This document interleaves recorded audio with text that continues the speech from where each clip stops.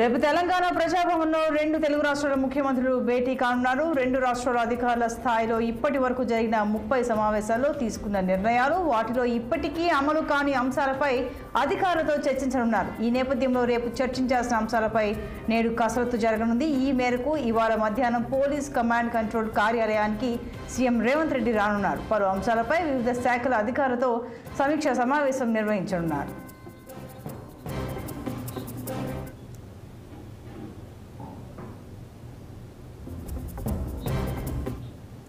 మరింత సమాచారం మా పొలిటికల్ బ్యూరో చీఫ్ రామ్ అందిస్తారు. రామ్, చెప్పండి. కమాండ్ కంట్రోల్ రూమ్కి సీఎం రేవంత్ రెడ్డి వస్తారని తెలుస్తోంది.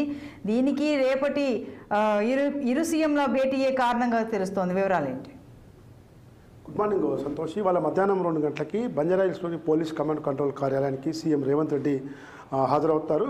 ఈ కమాండ్ కంట్రోల్ కార్యాలయంలో పలు ముఖ్య శాఖ కార్యదర్శుల అధికారులతో ప్రత్యేకంగా భేటీ అవుతున్నారు. అయితే ఈ భేటీకి ప్రధాన కారణం రేపు మధ్యాహ్నం తెలంగాణలోని మన హైదరాబాద్ ప్రజాభవన్లో రెండు రాష్ట్రాల అటు ఏపీ ముఖ్యమంత్రి చంద్రబాబు నాయుడు, తెలంగాణ ముఖ్యమంత్రి రేవంత్ రెడ్డిల సమావేశం కొనసానుంది. ఈ సమావేశంలో మన రాష్ట్రం తెలంగాణ రాష్ట్రం నుంచి చంద్రబాబు నాయుడు ముందు ఉంచాల్సిన అంశాలు ఏంటి, గతంలో జరిగిన సమావేశ వివరాలు ఏంటి, అసలు ఏవి అమలయ్యాయి, ఏవి అమలు కాలేదు, మొత్తం లిఖితపూర్వకంగా కూడా రేపు చంద్రబాబు నాయుడు ముందు ఉంచేందుకు ముఖ్యమంత్రి రేవంత్ రెడ్డి ఇప్పటికే కసరత్తు ప్రారంభించారు.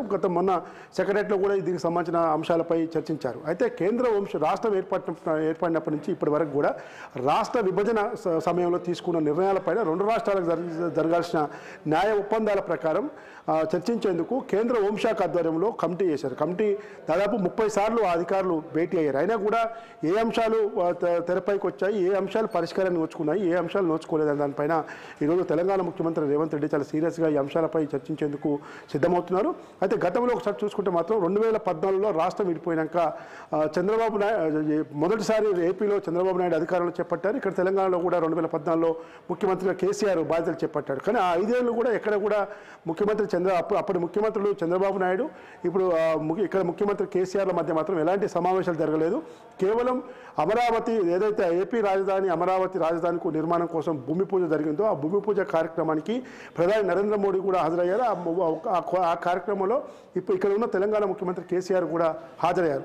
ఆ తర్వాత 2019లో జరిగిన ఎన్నికల్లో అక్కడ ఏపీలో వైఎస్ జగన్మోహన్ రెడ్డి సీఎం అయ్యారు. ఇక్కడ మళ్ళీ తెలంగాణ ముఖ్యమంత్రి కేసీఆర్ బాధ్యతలు చేపట్టాడు. ఆ ముఖ్యమంత్రిగా అక్కడ జగన్ బాధ్యతలు చేపట్టాక ఇక్కడ ఇప్పుడు ప్రజాభవన్గా చెప్పుకుంటున్న అప్పటి ప్రగతి భవను కేసీఆర్తో వైఎస్ జగను తర్వాత కేసీఆర్ ఇద్దరు కూడా భేటీ అయ్యారు. ఒకసారి మర్యాదపూర్వకంగా కలిశారు, మరోసారి రెండు రాష్ట్రాలకు సంబంధించిన అంశాలపై కూడా చర్చించుకోవడం జరిగింది. ఆ తర్వాత కాళేశ్వరం ప్రాజెక్టు ఏదైతే నిర్మాణం చేసిందో ఆ తర్వాత ప్రారంభోత్సవానికి పలు రాష్ట్రాల ముఖ్యమంత్రులతో పాటు ఏపీ రాష్ట్ర ముఖ్యమంత్రి జగన్మోహన్ రెడ్డి కూడా భేటీ అయ్యారు. కానీ చంద్రబాబు నాయుడు సీఎం ఉన్న సమయంలో మాత్రం గవర్నర్ నరసింహన్ రాజ్భవన్లో ఏదైతే ఎటువం కార్యక్రమం నిర్వహించారో ఆ సందర్భంగా మాత్రం అప్పుడు చంద్రబాబు నాయుడు అప్పుడు ముఖ్యమంత్రి కేసీఆర్ మాత్రం ఇద్దరు కూడా గవర్నర్ నరసింహన్ ఆధ్వర్యంలో భేటీ అయ్యారు. ఆ తర్వాత జరిగిన అనేక అంశాల పరంపర, అనేక అంశాలపై విభేదాలు వచ్చిన నేపథ్యంలోనే ఆ తర్వాత వరుస భేటీలు ఎక్కడ కూడా కాలేదు. కేంద్ర హోంశాఖ ఆధ్వర్యంలో కూడా అనేక మార్లు భేటీ అయినప్పటికీ చాలా అంశాలు పెండింగ్లో ఉన్నాయి. గత 10 సంవత్సరాల కాలంలో రాష్ట్ర విభజన 2014 జరిగినప్పటి నుంచి కూడా ఇప్పటి వరకు కూడా చాలా అంశాలు పెండింగ్లో ఉండి రెండు రాష్ట్రాల మధ్య కూడా సమన్వయం లేకపోవడం, సైక్యత లేకపోవడం అనేది జరిగింది. ఈ నేపథ్యంలోనే మొన్న తాజాగా ఏపీ ముఖ్యమంత్రిగా నారా చంద్రబాబు నాయుడు బాధ్యతలు చేపట్టాక స్వయాన ఆయనే ఇనిషియేట్ తీసుకొని తెలంగాణ ముఖ్యమంత్రి రేవంత్ రెడ్డికి లేఖ రాయటం, మళ్ళీ దానికి స్పందించి తెలంగాణ ముఖ్యమంత్రి కూడా ఏపీ ముఖ్యమంత్రికి లేఖ రాసి సమయము అదంతా వేదిక కూడా డిసైడ్ చేయడం జరిగింది. దీనికి సంబంధించిన కసరత్తు తెలంగాణ రాష్ట్ర ముఖ్యమంత్రి సంబంధిత అధికారులతో సంబంధిత మంత్రులతో కసరత్తు చేస్తూ ఉన్నారు. ఈ 10 ఏళ్ల కాలం కాలంలో రెండు రాష్ట్రాల మధ్య పెండింగ్లో ఉన్న ముఖ్యంగా ఉద్యోగుల విభజన, 6,000 కోట్ల విద్యుత్తు బకాయిలు, తర్వాత హైదరాబాద్లో ఉన్న ఏపీకి సంబంధించిన భవనాలు, లేక్ వ్యూ గెస్ట్ హౌస్ కానీ, ఏపీ సిఐడి భవనం కానీ, తర్వాత ఫైనాన్స్ కార్పొరేషన్ బిల్డింగ్తో పాటు పలు భవనాలు కూడా ఈరోజు ఇంకా ఉమ్మడి రాజధానిగా ఉన్నాయి. మొన్న జూన్ 2వ తేదీకి ఉమ్మడి రాజధాని హైదరాబాదు రాష్ట్రం ఏర్పడి 10 ఏళ్ళు పూర్తయిన సందర్భంగా జూన్ 2వ తేదీకి ఉమ్మడి రాజధాని హైదరాబాద్ ఇక తెలంగాణకే వస్తుంది. ఖచ్చితంగా ఉమ్మడి రాజధాని పరిధిలో ఉన్న ఏపీకి సంబంధించిన భవనాలన్నీ అన్నీ కూడా స్వాధీనం చేసుకోవాలని చెప్పి ముఖ్యమంత్రి రేవంత్ రెడ్డి మరోవైపు ఈరోజు అధికారులకు ఆదేశించారు.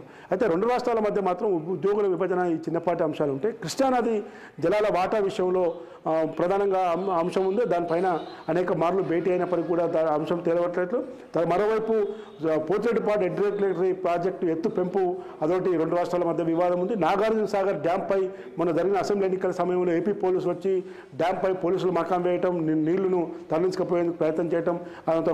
మరోవైపు పోలవరం ముంపు గ్రామాలు ఏదైతున్నాయో మనకు భద్రాచలంలోని 5 గ్రామాలు 5 మండలాలు ఏదైతున్నాయో ఆ మండలాలను రాష్ట్ర విభజన సమయంలోనే ఆ తర్వాత జరిగిన పరిణామాల నేపథ్యంలో ఏపీలో కలపడం జరిగింది. ఇప్పటికీ తెలంగాణకి ఇవ్వాలని చెప్పి అనేక మార్లు గత పాలకులు, ఇప్పుడు తాజాగా మంత్రి తుమ్మల నాగేశ్వరరావు కూడా డిమాండ్ చేస్తున్నప్పటికీ కూడా ఆ 5 మండలాలు స్వీకరణ ఇదంతా కూడా ఉంది. కాబట్టి అన్ని అంశాలపైన ఏది కూడా మళ్ళీ తేడా రాకుండా ఉండేందుకు లిఖితపూర్వకంగా ఏపీ ముఖ్యమంత్రి చంద్రబాబు నాయుడు ముందు ఉంచేందుకు ఇవాళ మధ్యాహ్నం పోలీస్ కమాండ్ కంట్రోల్ కార్యాలయంలో ముఖ్యమంత్రి రేవంత్ రెడ్డి సంబంధిత అధికారితో, ప్రభుత్వ ప్రధాన కార్యదర్శి శాంతికుమార్తో పాటు ఇతర ముఖ్య శాఖల అధికారులతో కూడా ప్రత్యేకంగా భేటీ అవుతున్నారు. సంతోష్.